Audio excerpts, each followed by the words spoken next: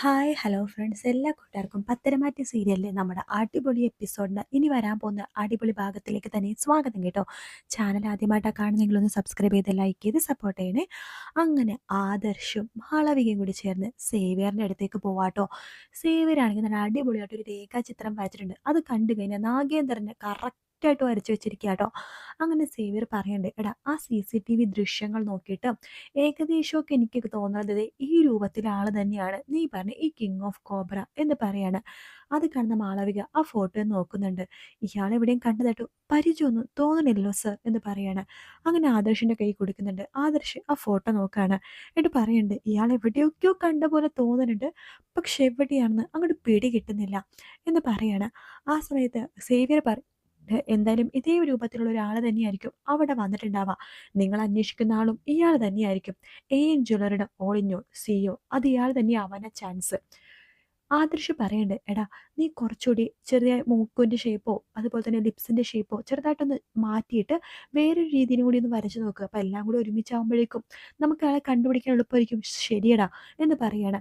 അങ്ങനെ ആദർശും മാളവികയും അവിടെ നിന്ന് അങ്ങ് പോവാട്ടോ. ആദർശ് തിരിച്ച് വീട്ടിലേക്ക് എത്തുമ്പോൾ നയനക്ക് ഭയങ്കര സന്തോഷം. നയൻ എടുത്ത് ചോദിക്കുന്നുണ്ട്, ഇന്ന് അമ്പലത്തിൽ പോയിട്ട് നിനക്ക് ഭയങ്കര സന്തോഷമാണല്ലോ. അതെ, എന്തോ ആ അമ്പലത്തിൽ പോയപ്പോൾ വല്ലാത്തൊരു സന്തോഷവും സമാധാനമൊക്കെ അനുഭവപ്പെടുക.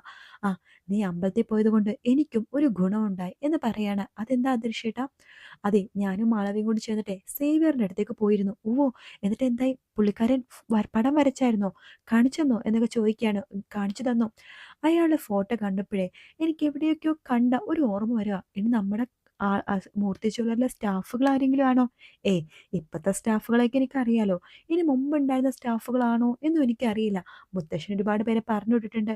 തെറ്റ് ചെയ്തയാളെ തെറ്റ് ചെയ്തവരെയൊക്കെ ശിക്ഷ കൊടുത്ത് പറഞ്ഞയച്ചിട്ടുണ്ടല്ലോ.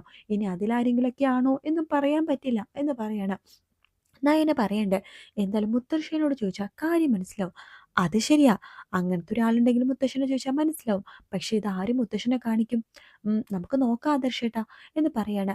ആദർശ് പറയണ്ട്, ഈ സേവന്റെ അടുത്താണ് ചില പോലീസുകാരൊക്കെ വരാറുണ്ട് രേഖാചിത്രം വരച്ചു പറയാനായിട്ട്. അവൻ കറക്റ്റായിട്ട് തന്നെ വരച്ചു കൊടുക്കാറുണ്ട്. അതുകൊണ്ട് എന്തോരം കേസാ തെളിയിച്ചിട്ടുണ്ടെന്ന് അറിയാവോ? അതുകൊണ്ട് അവന് തെറ്റുപറ്റില്ല. എനിക്ക് ഉറപ്പാ നയന, ഇതേ ചിത്രത്തിലൊരാൾ തന്നെയായിരിക്കും ഈ പറയുന്ന കിങ് ഓഫ് കോബ്ര, അതായത് AN ജ്വല്ലറിയുടെ യഥാർത്ഥ ഉടമസ്ഥൻ, നമ്മൾ അന്വേഷിക്കുന്ന യഥാർത്ഥ ശത്രു എന്ന് പറയണം. ഒരു കാര്യം ചെയ്താലോ, നമുക്കിത് ഫോട്ടോ നന്ദുവിനൊന്ന് അയച്ചു കൊടുത്താലോ? നീ അത് പറയാതെ തന്നെ ഞാൻ നന്ദുവിനെ അയച്ചു കൊടുത്തായിരുന്നു. അവള് അവിടുത്തെ ചെക്ക് ലിസ്റ്റിലും കാര്യങ്ങളിലൊക്കെ നോക്കിയായിരുന്നു. അവിടെ ആരും ഇങ്ങനത്തെ മുഖമുള്ള പരിചയമുള്ള ആരുമില്ല. പിന്നെ ലുക്കൗട്ട് നോട്ടീസിലൊക്കെ കുറേ പേരുടെ ഫോട്ടോസും കാര്യങ്ങളൊക്കെ ഉണ്ടല്ലോ, അതിലൊക്കെ തിരഞ്ഞു നോക്കി. അപ്പം അതിലൊന്നും ഇതേപോലത്തെ ഒരാളെ കണ്ടില്ലെന്നാ പറഞ്ഞത്. പിന്നെ അവിടെ സർവീസുള്ള ഒരുപാട് പോലീസുകാരുണ്ടല്ലോ, അവരോടൊക്കെ ഈ ഫോട്ടോ കാണിച്ച് ചോദിച്ചപ്പോഴൊന്നും അവർക്കൊന്നും ഇങ്ങനത്തെ ഒരാളെ പരിചയമില്ല. ഇനിയിപ്പോൾ ഇത് കണ്ടുപിടിക്കാൻ ഒരേ ഒരു മാർഗ്ഗമേ ഉള്ളൂ. നീ പറഞ്ഞ പോലെ മുത്തശ്ശനെ കൊണ്ട് മാത്രമേ പറ്റൂ. അത് കേൾക്കുന്ന നയന പറയണ്ട്, ഒരു കാര്യം ചെയ്യാം, നമുക്ക് ഈ ഫോട്ടോ അനിയുടെ ഫോണിലേക്ക് സെൻഡ് ചെയ്ത് കൊടുക്കാം. അനി ചോദിച്ചോളും എന്ന് പറയാണ്. അത് നല്ലൊരു ഐഡിയ ആണ്. ഇപ്പൊ തന്നെ ഈ ഫോട്ടോ അനിക്ക് അയച്ചു കൊടുക്കാം എന്ന് പറയണം. അങ്ങനെ ആ ഫോട്ടോ നമ്മുടെ ആദർശ് അനിയുടെ മൊബൈലിലേക്ക് അയച്ചു കൊടുക്കാം കേട്ടോ. എന്നിട്ട് ഒരു വോയിസ് നോട്ടും കൂടി അയക്കുന്നുണ്ട്. അനി, നമ്മൾ അന്വേഷിച്ച് നടക്കുന്ന കിങ് ഓഫ് കോബ്ര എന്ന് പറഞ്ഞ ആളുടെ ഒരു രേഖാചിത്രമാണിത്. എനിക്ക് ഇയാളെ കണ്ടിട്ട് എവിടേക്കോ കണ്ടുപോലെ ഒരു മുഖപരിചയം തോന്നുവാണ്. നിനക്ക് അങ്ങനെ തോന്നുന്നുണ്ടോ? അങ്ങനെ തോന്നുന്നുണ്ടെങ്കിൽ തന്നെ നീ ഒരു കാര്യം ചെയ്യ്, തോന്നിയാലും ഇല്ലെങ്കിലും മുത്തശ്ശന് ഈ പടം ഒന്ന് കാണിച്ചു കൊടുക്കുക. ഇയാളെ പരിചയമുണ്ടെന്ന് മാത്രം ചോദിച്ചാൽ മതി. പിന്നെ പ്രത്യേകം ഒരു കാര്യം ശ്രദ്ധിക്കണം, ഈ ഫോട്ടോ വേറെ ആരെയും കാണിക്കരുത് എന്ന് പറയാണ്. നമ്മുടെ വീട്ടിൽ തന്നെ ഒറ്റുകാരുണ്ടല്ലോ, അത് ഞാൻ നിന്നോട് പ്രത്യേകം പറയണ്ടല്ലോ എന്ന് പറഞ്ഞിട്ടാണ് വോയിസ് നോട്ട്. ഇത് കേൾക്കണ എനിക്ക് മനസ്സിലാവുന്നുണ്ട്, ജലജേനെയും അഭിനയും പിന്നെ അവന്തികനും ആരെയും ഇപ്പം ഈ ഫോട്ടോ കാണിക്കേണ്ട, മുത്തശ്ശനെയും മുത്തശ്ശീനെയും മാത്രം കാണിച്ചാൽ മതിയെന്ന് അനി തീരുമാനിക്കണം. അങ്ങനെ അനിയാണെന്നുണ്ടെങ്കിൽ നമ്മുടെ നന്ദുവിനെ വിളിക്കുന്നുണ്ട് ആദ്യം.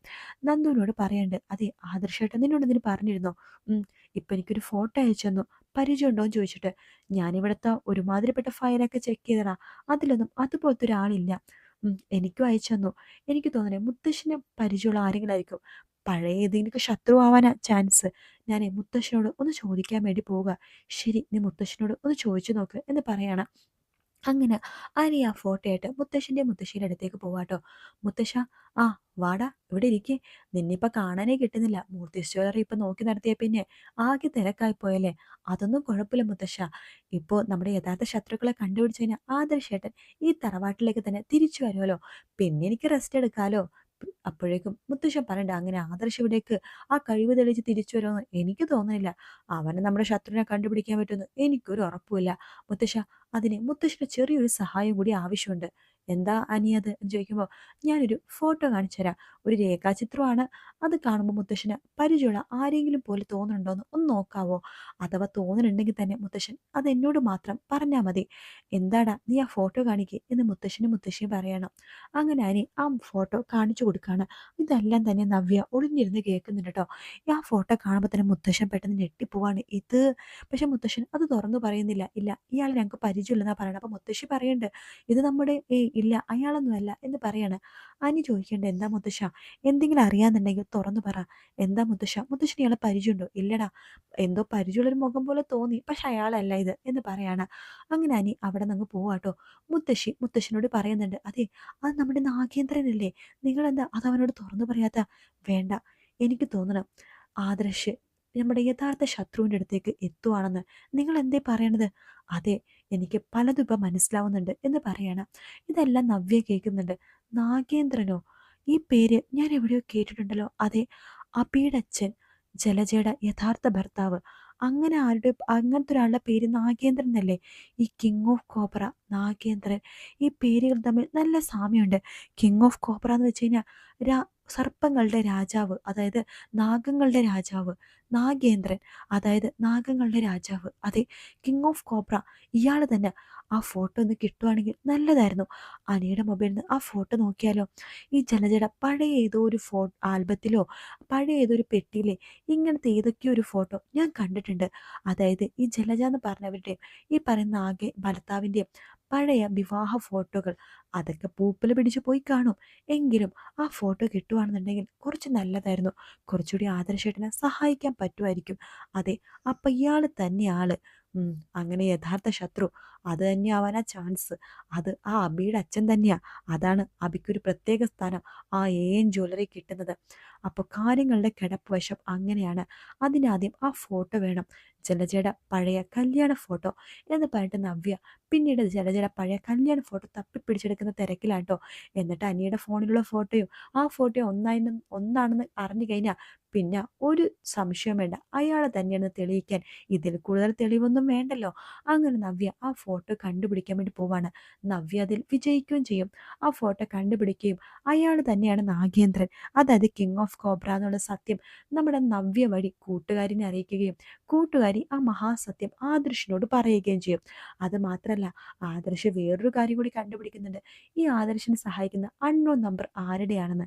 അതെ, അതും കൂടി ആ സേവർ കണ്ടുപിടിച്ചു കൊടുക്കുകയാണ്. അത് നവ്യയുടെ കൂട്ടുകാരിയാണെന്നറിയുമ്പോഴേക്കും നവ്യ ആ എല്ലാ സത്യങ്ങളും മനസ്സിലാക്കി തങ്ങളെ സഹായിക്കാൻ വരുന്ന ഒരാളാണെന്ന് നമ്മുടെ ആദർശിനെ മനസ്സിലാവാട്ടോ.